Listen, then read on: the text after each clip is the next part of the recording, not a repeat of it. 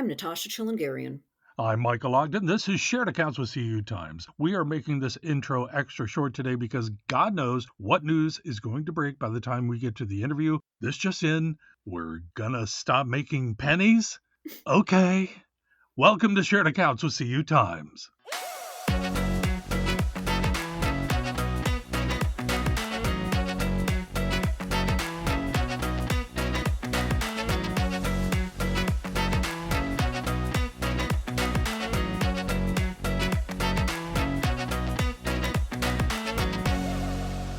Coming up, we are chatting with Geoff Bacino, a former NCUA board member, current partner for the credit union consulting firm Bacino and Associates.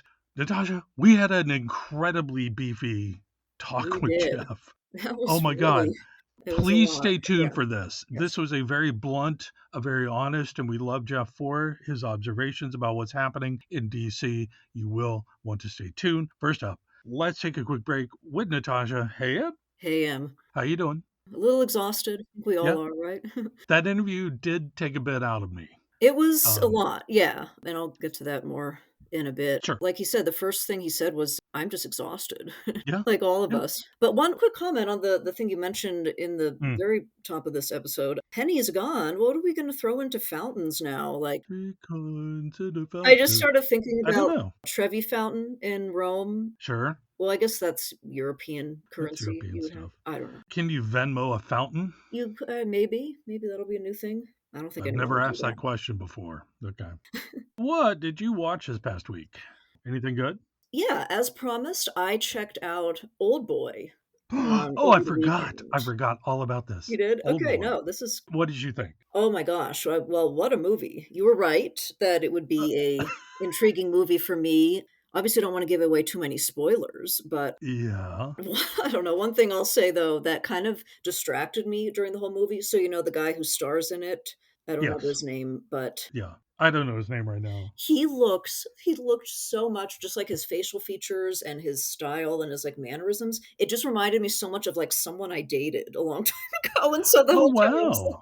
it was weird. I'm like very Interesting. weird. Anyway, that's another story. Wait, Old Boy reminded you of an old An old person you boyfriend kind of. dated. Okay. I know, bizarre, His name very is bizarre. Choi Min-sik.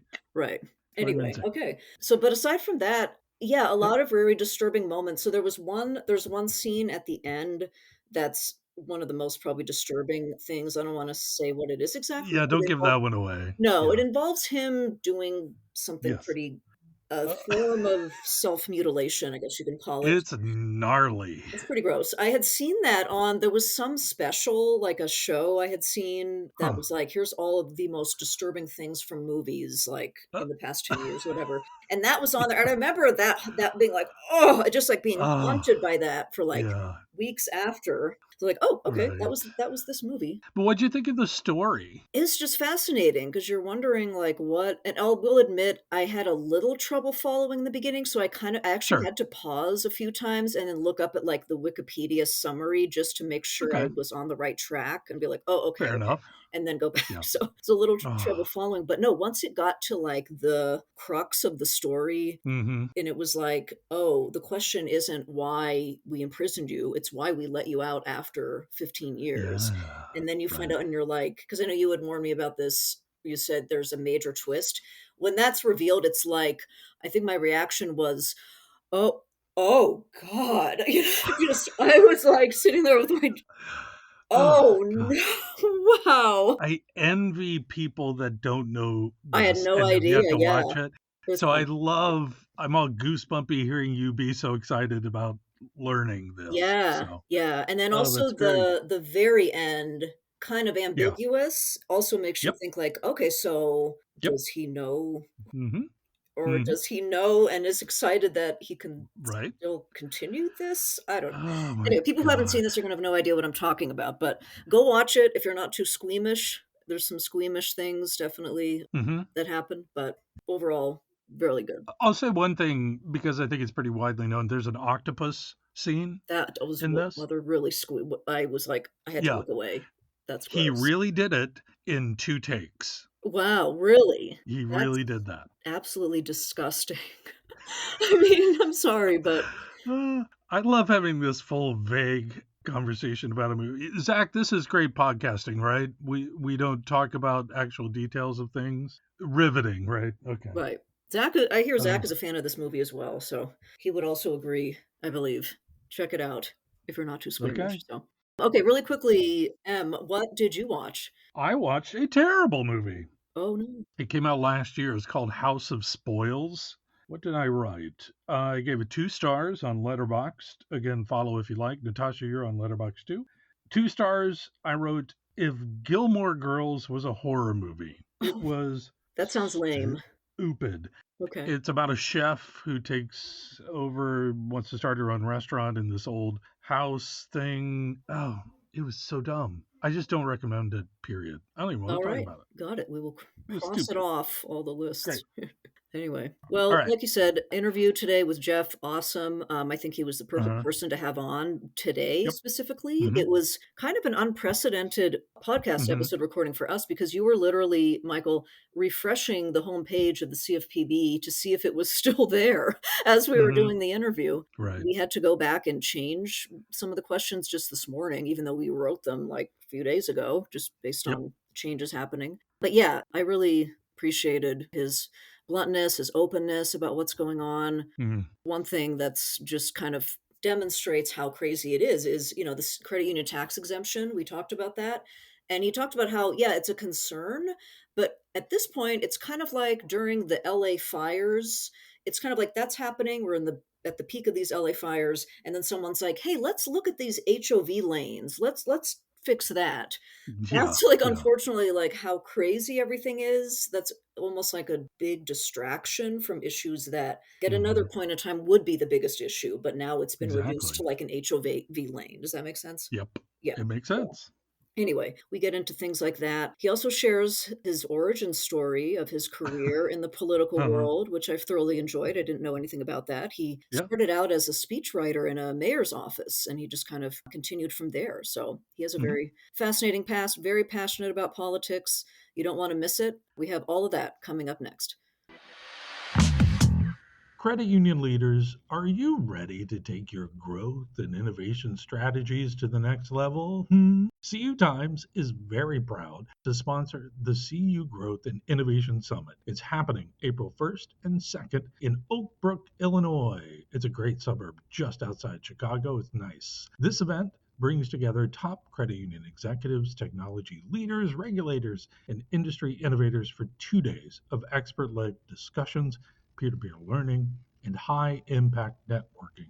Plus, CU Times editor in chief Michael Ogden, that's me. I'm going to be moderating a keynote panel discussion on the future of credit unions. Join us, please.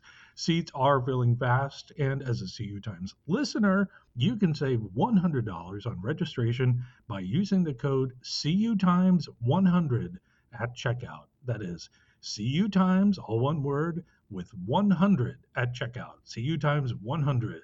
Don't miss your chance to gain actionable insights and connect with the industry's top minds. Register today at cugrowthsummit.com. That's cugrowthsummit.com.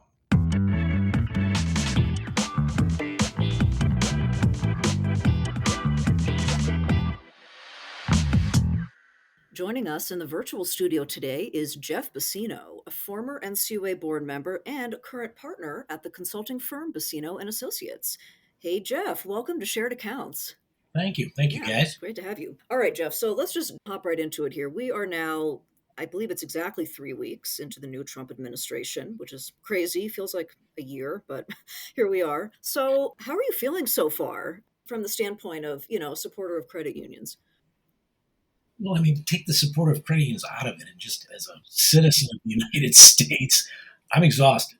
I'm exhausted. Okay, I did a speech last week for the Volunteer Leadership Institute, and I took the stage and I put my hands on my knees and I said, "I'm tired. I don't know about you." And it's kind of been amazing to watch. I mean, obviously, this is the second term of Donald Trump's administration, broken up by 4 years of Joe Biden. And this is, the first term was unlike any I think many of us had seen before. This is beating that one by a long shot. So I would tell you that we can talk about the credit union stuff in a second, but just as someone who follows politics and I live in the DC area, last 3 weeks have just been exhausting. And it's like something new happens, not every day, every Yeah. hour. So, Jeff, I just want to kind of set the stage, kind of where we're at right now as we're having this conversation, because we're going to get to the CFPB topic here in just a minute. But I have a specific CFPB tab opened up right now as we're recording to see if it's still there. That is where we're at the moment. But before we get to that, and thank you for sharing how you're feeling, I do want to talk about the conference you were just talking about, the VLI out in Hawaii. Talk about some of the things, the takeaways from that presentation, and what was the sense, that you got from attendees on the topic from this election update? What did they seem most concerned about? There was a lot of concern about the tax exempt status, as I think there should be, and we can talk about that in a second if you'd like. There was kind of concern about the breaking of norms, and when you talk about that, it's things like Musk's government efficiency. I don't even know what to call it. It's an office theoretically, but it has no congressional oversight. It has no power to really do anything. It's not confirmed by the Senate. Yet, I will tell you, you can't pick up a newspaper around here or look on any website without seeing something else that they're doing. So what I really felt with the people out there was kind of, to be honest with you, what I feel here, and that is total uncertainty and in a way, a bit of helplessness. I saw somebody the other day who was on a talk show and they said, I don't know what Democrats are complaining about because basically Trump said he was going to do these things. So for people that voted for him, this is not going to be like a bait and switch. This is going to be like I'm fulfilling a campaign promise. And obviously the Democrats have no check and balance at all. They obviously don't have the White House, they don't have the House, they don't have the Senate. So 4 years ago, they at least had one chamber, and then halfway through lost that, picked up the other. So there was always at least a check and balance where you just knew things weren't going to just proceed at a breakneck pace without anybody standing in the way. Yep. Unfortunately, that's what you have now. You have basically Republicans in both the House and the Senate who, frankly, even some that I have known and have watched for a long time, who have always kind of been the voice of reason, all of a sudden basically either coalescing behind the decision or basically throwing up their hands and going, I can't do anything about it. And so I'm just giving up. Talking about the tax exemption with the audience out there, how are you responding to them? When you say how am I responding, like how am I responding to the people that asked at the conference? I think this is probably the largest threat that credit unions have had to their tax exempt status since probably 1983, when the Reagan administration worked to try to get a tax code overhaul. And anytime there's a tax code overhaul, much like we're going to work on or they're working on now, everybody's on the table.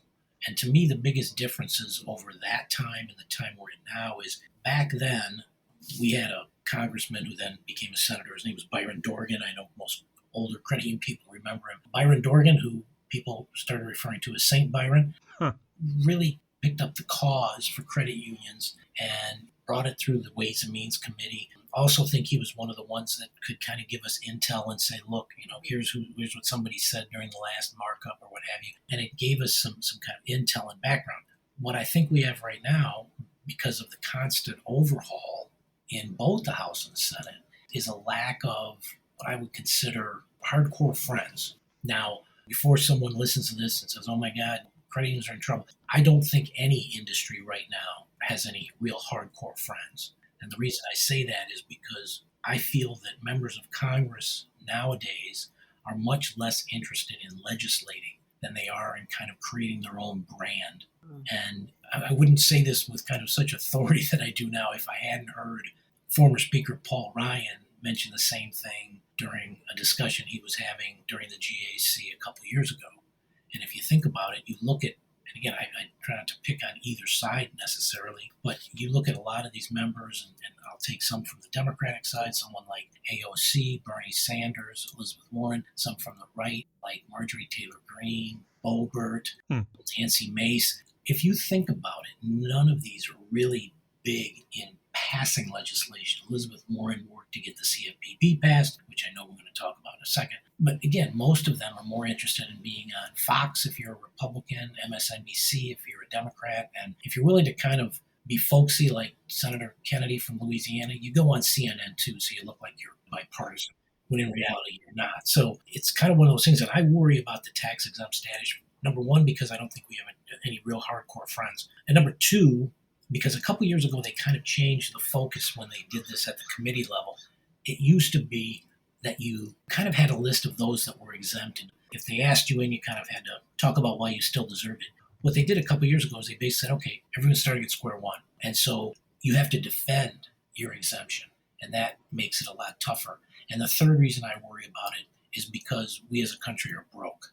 So anytime those three things line up, it makes it where this isn't a boy crying wolf and saying, oh my God, we got to worry about the tax exempt status, which I think credit unions always keep on the top of our list. Yep. This is, again, a big threat to us as an industry, I would say for at least the next 2 to 3 years. Well, I was talking with Carrie Hunt this morning. This is a Monday. And while she reiterated that the tax exempt status was their number one priority, that's being overshadowed by the chaos. They're not able to have that fight right now. I think Carrie's reading of it is absolutely right. Okay. Mm-hmm. If a credit union called me today and said, my gosh, Geoff, I'm really worried about this. What can I possibly do? I would be hard pressed to come up with something to tell him or her. Okay. I would be hard pressed to say, oh my gosh, you should tell your member of Congress or get your members to call. Because again, backing what Carrie said, it'll get lost in the ether. Right now, you've got things like USAID, the Department of Education, CFPB. You've got entire departments and agencies what looks like essentially getting wiped off the map. Mm-hmm. And so to sit there and go, hey, what about this credit union tax exemption? Yeah. It'd be kind of like during those fires out in California last week, someone said, we should look at doing something about the HOV lanes. Exactly, right. Right. Like, sorry, but maybe we should drop it down to like 2. Someone would be saying, wait a minute, we got life and death over here. I don't have time to answer your question about that. But I think that once everything gets to normal, if it does, and they work on a tax bill, because don't forget, while all this stuff is going on, Republicans on the Hill are under a lot of pressure to get something done. Because even though I understand it's less than 2 years away, but we do have the midterm elections in November of 2026. Mm-hmm. And if it starts to look like Republicans aren't doing anything, those moderate voters that kind of gave them the chance this year or last year are now going to wake up and say, okay, you didn't do anything. I'm bringing someone else in. Mm-hmm.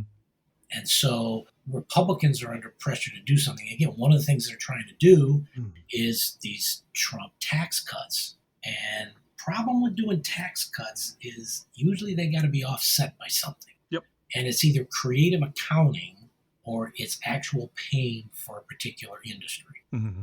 And so, again, I think it's something we really need to be on the lookout for. I do agree with Carrie that right now there is chaos, so I think there's really nothing to do now, but I do not want creditors to get deluded into thinking, oh, nothing's going to happen. We're good to go.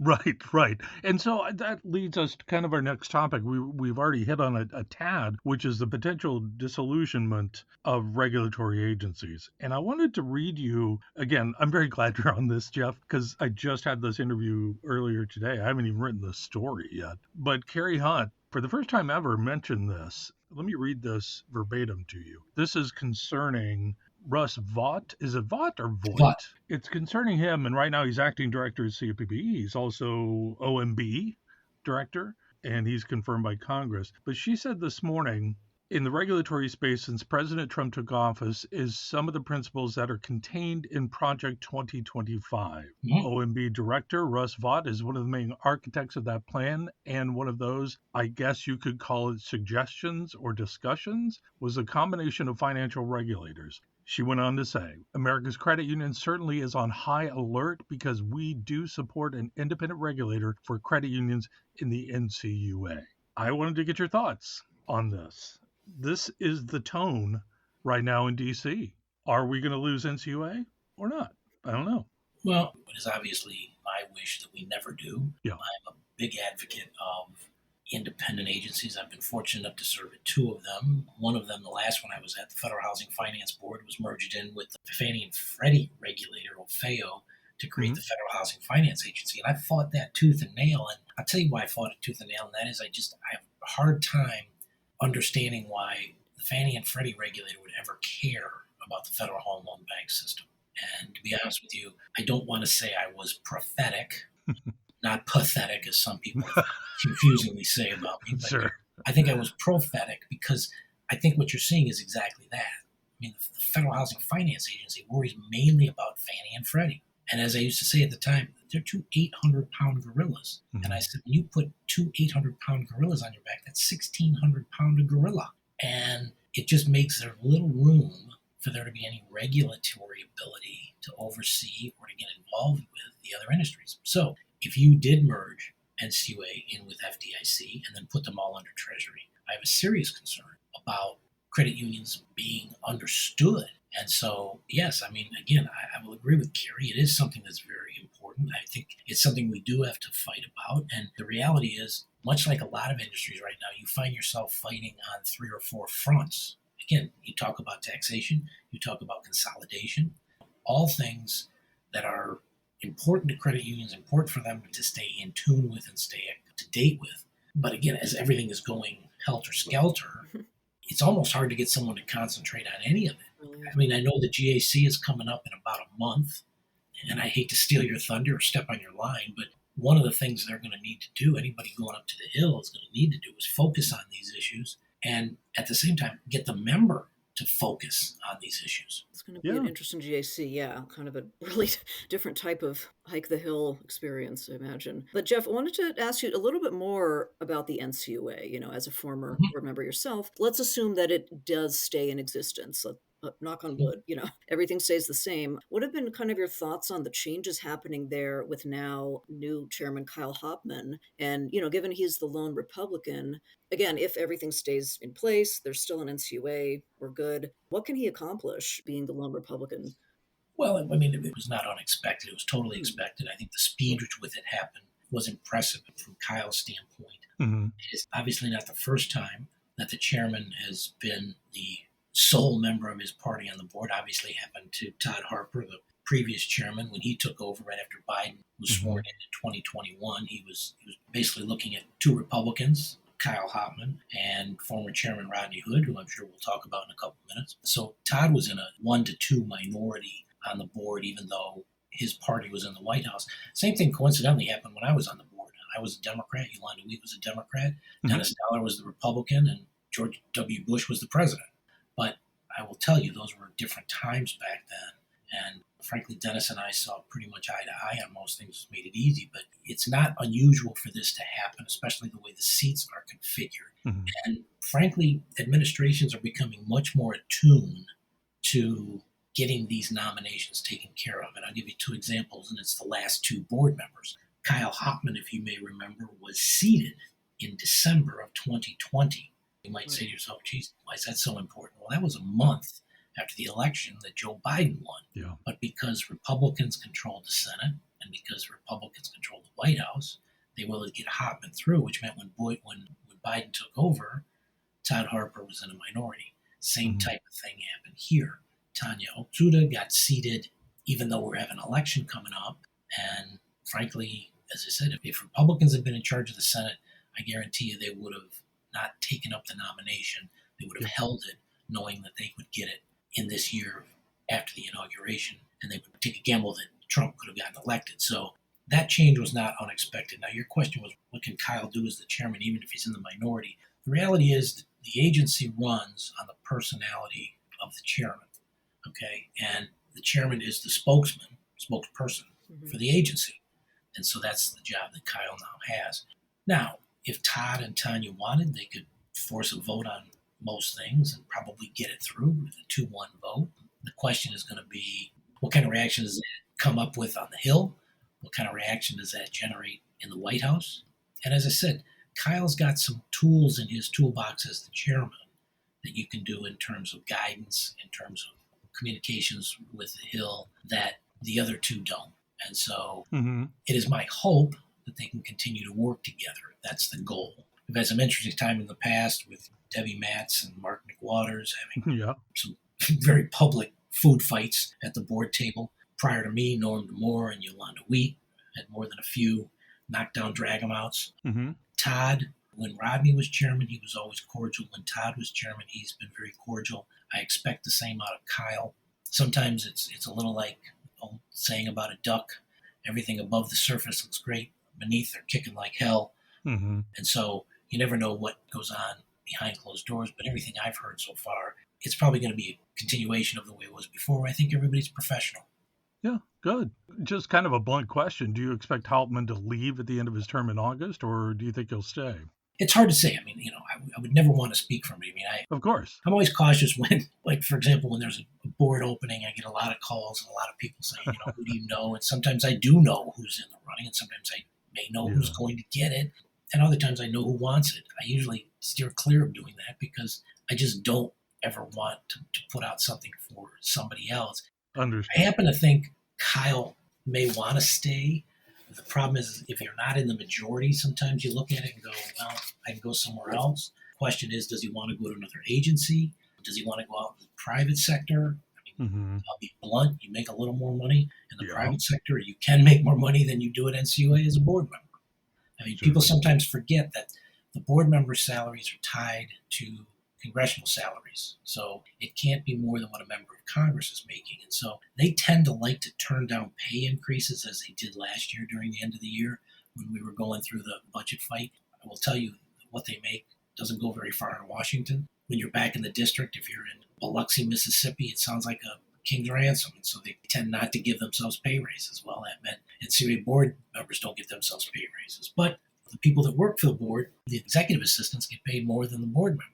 Yeah. Yeah. So I guess my point is he may choose to go do something else, or who knows if the White House says we've got somebody in mind for that. I mean, campaigns get very promise happy. Mm-hmm. If you got someone who's a big donor, sometimes you got to take care of him or her, and they may either want a job or have someone who wants a job.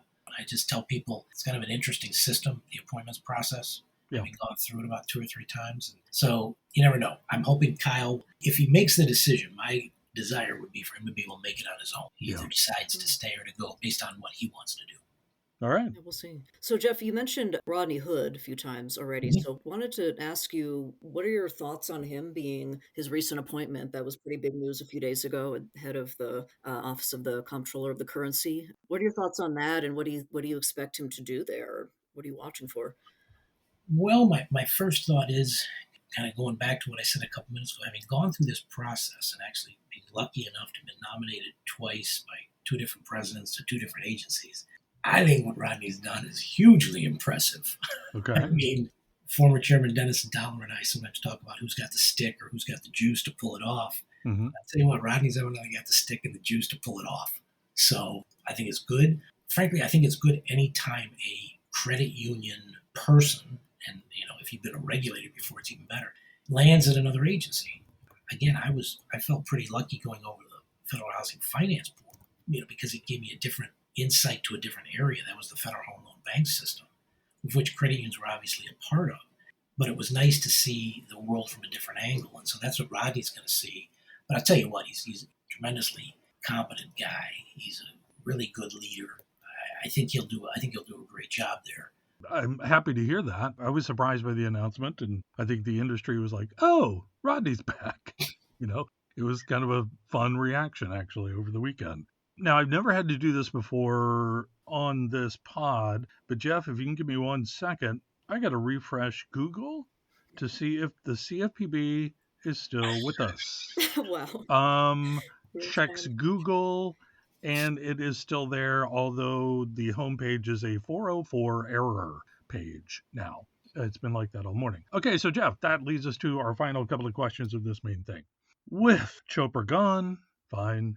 Acting Director Vaught temporarily leading the Bureau, he was replaced over the weekend by another acting secretary who's head of the Treasury, blah, blah, blah, blah, blah. As of this recording, though, Vaught has told all CFPB employees to work remotely. The building's been locked down and shut at least through February 14th. This smells and looks familiar to everything that just happened with USAID. So, first, I want to get your thoughts on what is happening in real time at the CFPB.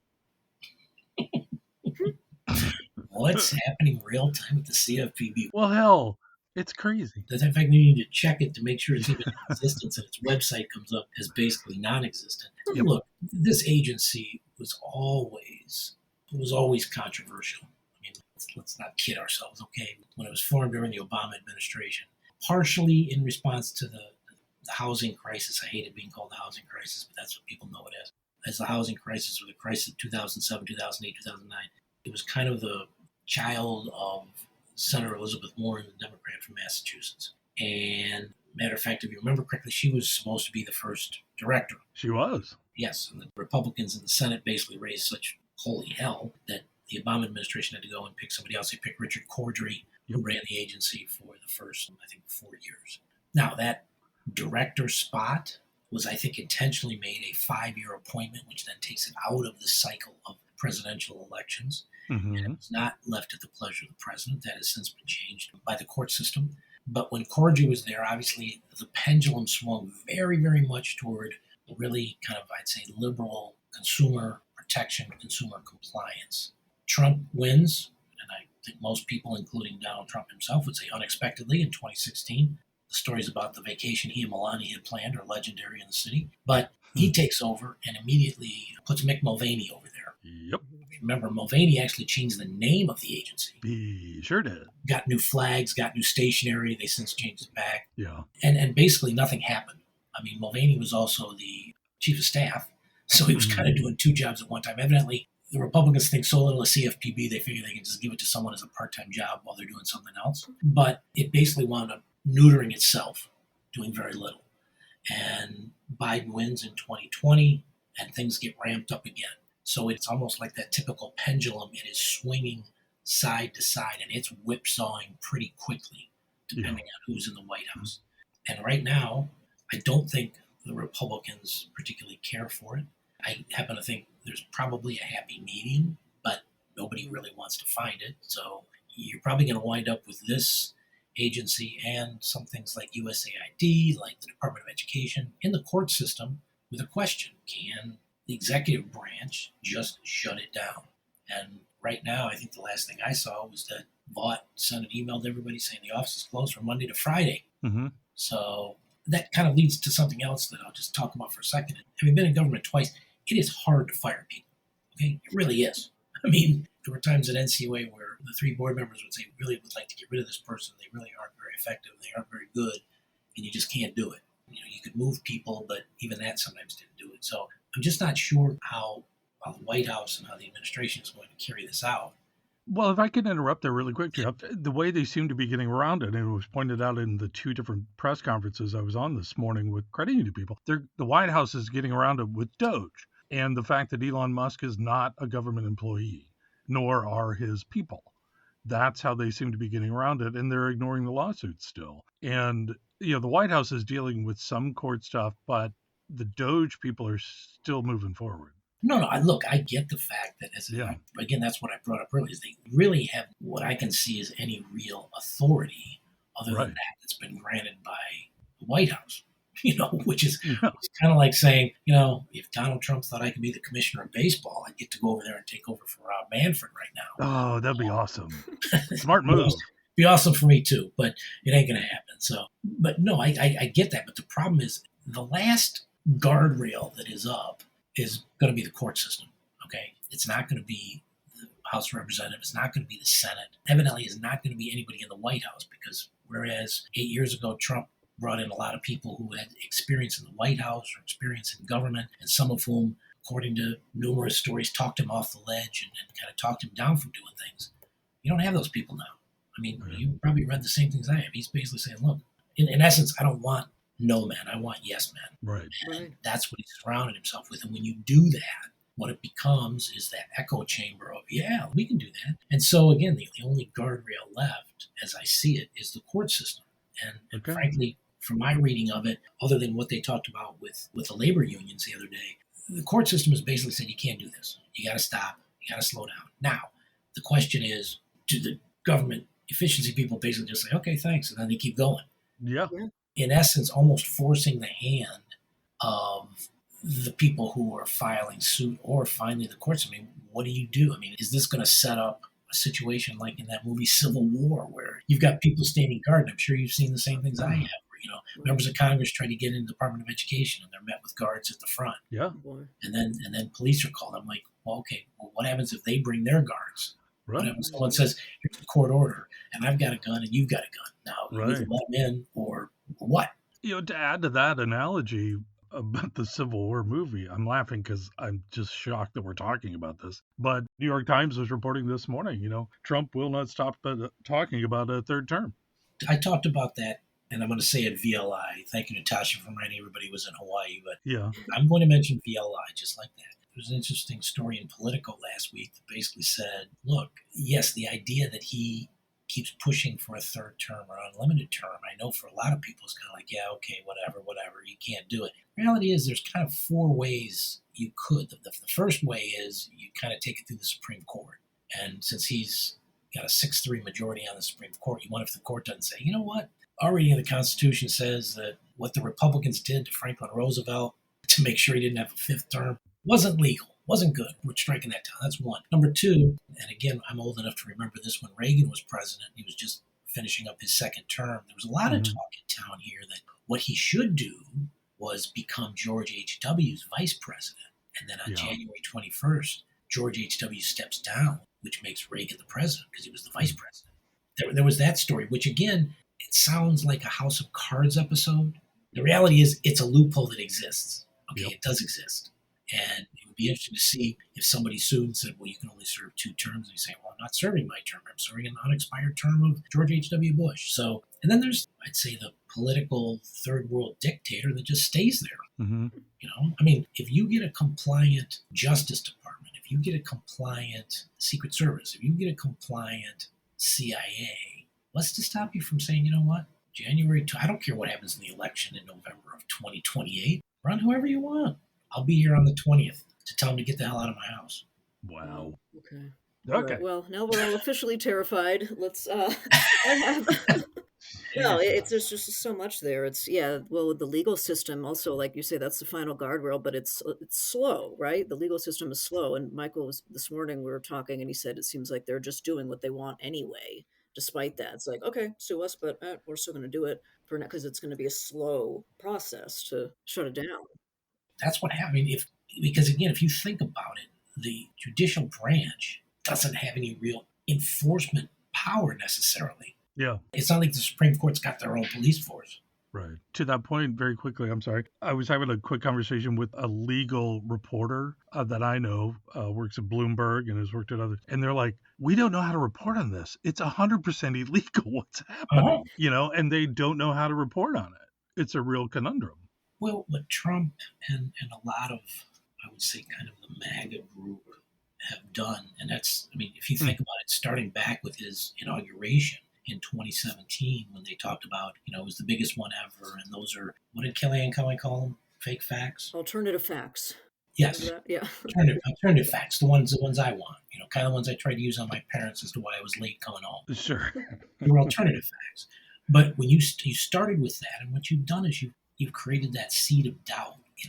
I may get in trouble for this, and I may get people after they listen to this calling me or not talking to me or whatever. But when you look at things like election interference or the 2020 election and whether it was legitimate or not, I mean, again, and this is my recollection, I do fairly good homework on this. There were 66 cases that were brought, before judges of all kinds. I mean, you had some that were Reagan appointees, some that were Bush appointees, some that were Clinton appointees, some Obama appointees, frankly, some that were even Trump appointees.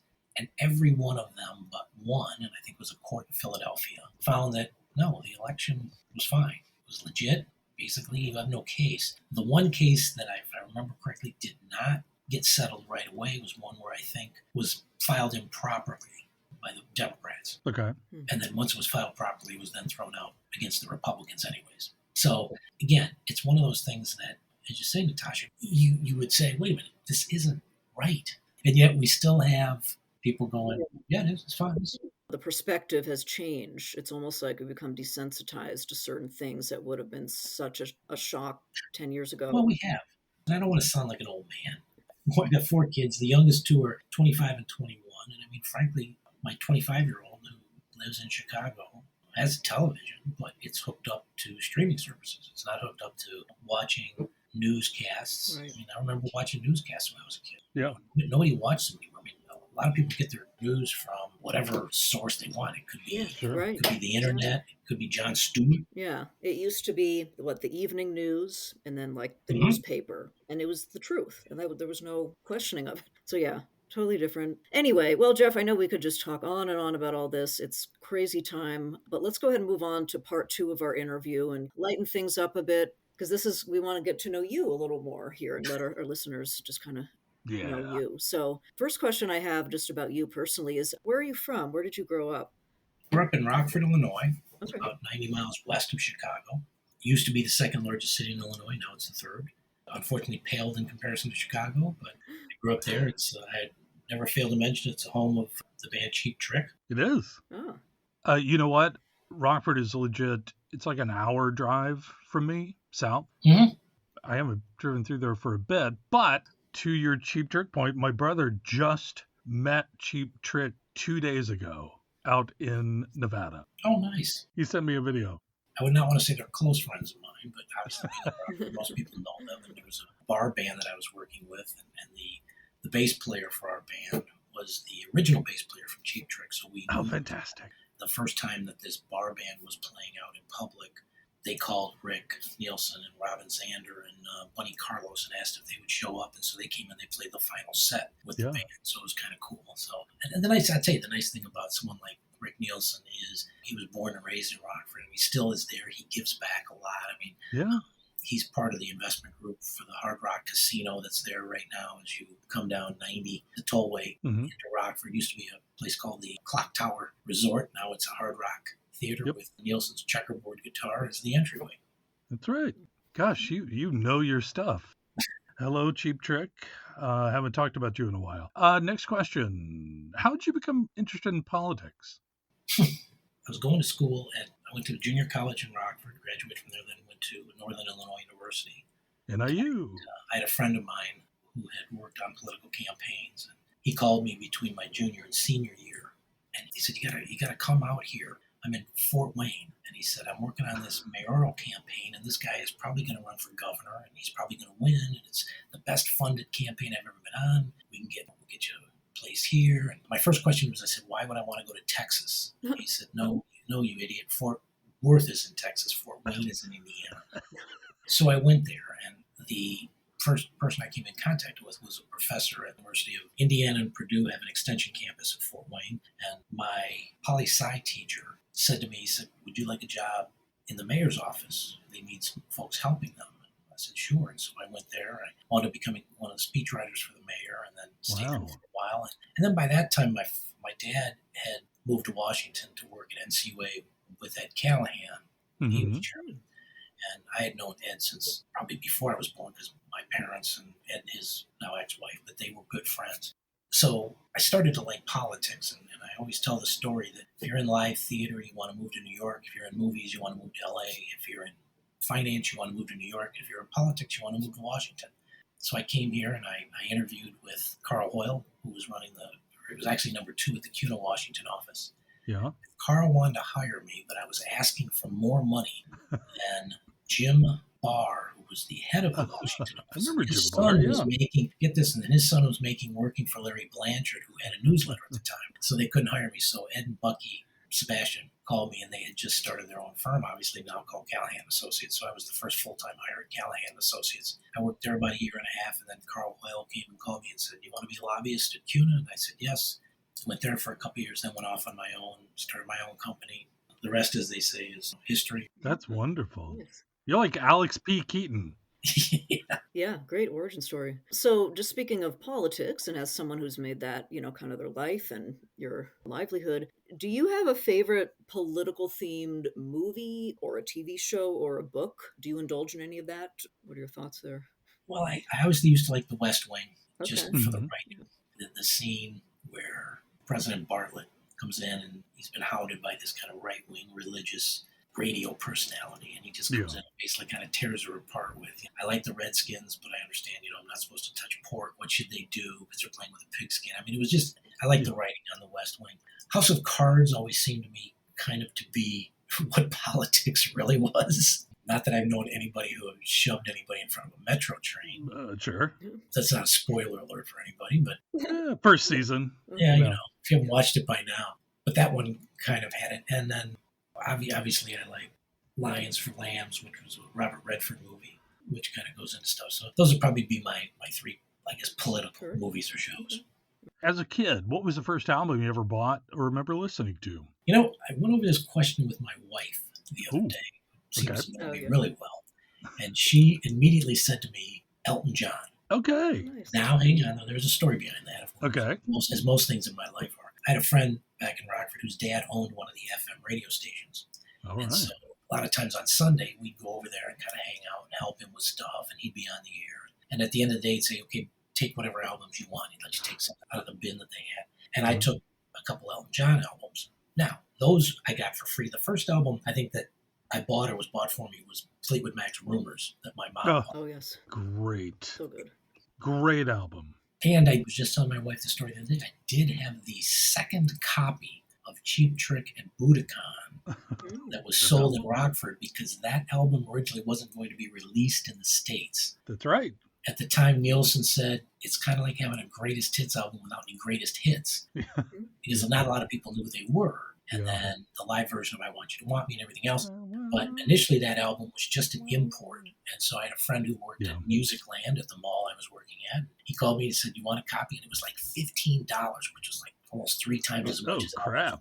Yeah. But I still have it. It's got Japanese liner notes. Yeah. Pretty cool. Yeah, I love old vinyl. Those are some great picks. All right, Geoff, final question. We like to know this about every one of our guests. What was the last movie you watched? Or maybe you don't have time. We've had a few guests recently be like, I don't watch movies. I'm too busy. I'm too important of a job. You know, I mean, the last movie I watched, I'm trying to remember the name of it. It was Aquafina, John Cena. Oh, where it's the lottery thing. Yes. What was that? Yes. I don't remember the name of that either. While I'm talking, I'm trying to pull it up quickly on my phone. I'm doing the same thing, Joe. But it was an interesting movie. Oh, it's called Jackpot. That's what it was called. Jackpot was the last one I saw. But obviously, the Blues Brothers is my favorite. Great. My friend John McKechnie, who's also in the credit union space. John and I probably quote that thing so endlessly. People around us tired of hearing us. Yeah. Oh, that's wonderful. Nice. Okay. Yeah, we all got to take that time to tune out and recoup. So. Well, here, let me do one last Google check. Oh, CMPB still exists. Oh, one last check. Yeah. One last check. Okay, thanks. Okay. I got to be honest with you guys. I think you can probably keep checking that. It's going to come back the same, but I will tell you there ain't going to be anything done. The interesting thing is what happens in 2 years if the Democrats manage to take one or both the chambers of the midterms. Yeah. Because I was saying earlier, I think Republicans are under a lot of pressure to get stuff done. Otherwise, those midterms become an indictment, so to speak, of the administration and the current makeup in the House and the Senate. You know, historically, the party in power doesn't do well in midterms anyway. So if the Democrats can do that, it changes the outlook. I talk to people about that all the time because I'll say, you know, when's this ever going to change? And I said, well, if you're talking about kind of the polarization and the toxicity, I said, I can't tell you I have an answer for that, but I will tell you from a political standpoint, from a maneuverability standpoint, Democrats first probably have to look to win the Virginia and the New Jersey governor's races that are this year. And then I think they've got to look to win at least one of the 2 chambers in Congress next year because that slows a lot of stuff down. Well, Geoff, we're definitely going to have you back, but I believe, just to wrap it up, I think the runway is shorter than in the midterms. I think the next month or 2 will tell us basically where we're going to land. Well, we are, but as I said, the problem I see is legislatively. No, sure. Legislatively, the Republicans, both the House and the Senate, seem to be just falling in line. And even stuff like cutting off funding that was subsequently turned down by a court system, you still had a lot of Republicans in the House who were saying, yes, we should be doing this. I'm like, I understand there's frustration. Okay, I get it. I mean, even my kids who probably fall more on the liberal scale will constantly say to me, look, I hate this, I hate that. Okay, I get that. But to me, politics is always about compromise. And if I'm going to cut you a deal, I'm going to give something up. I understand you got to get something and you're going to give something up. But the problem is we're now in what appears to be a zero-sum game where I've got to win and you've got to lose. And that's always a tough call because when you can do it, it's great. When it's being done to you, it's bad. and you remember it. And so when you have a chance, then you do it to someone else. And what happens is that kind of compromise theory just consistently gets eroded, and basically Right. everybody is only out just to protect themselves. Mhm. Right. Well, Geoff, we're going to bring you back then. Absolutely. Well, thank you. Yes. I mean, after I announce I'm running for president in 2028, Oh, Yeah. okay. no way. Plot thickens. Yeah, I'll have to have you back for that. Your wife's going to be so mad. Oh, please. My skeletons have skeletons. I'm not running. Yeah. All right. Well, Geoff Bacino, thank you so much for joining us on this. I guess you could call it an unprecedented podcast episode, just with the happenings with CFPB, refreshing the page and all that. That's just Yep. nuts. Geoff Bacino, partner at Bacino and Associates. Thank you again. We really appreciate you coming on and sharing your thoughts during this crazy time. Well, thank you, guys. All right. And Thanks, to all Geoff. of our listeners, thank you for downloading today's show. Please subscribe to Shared Accounts with CU Times in all of the normal podcast places that you know about. Please be sure to share the episodes with everybody, your coworkers, your relatives, even those you don't like very much. Please share it. Please do. Feel free to rate us. 5 stars would be great. As always, though, thank you so much to our producer, Zach Nyheisel. Thanks, Zach. Join us again next week for a new episode of Shared Accounts of CU Times. Until then, thanks for listening.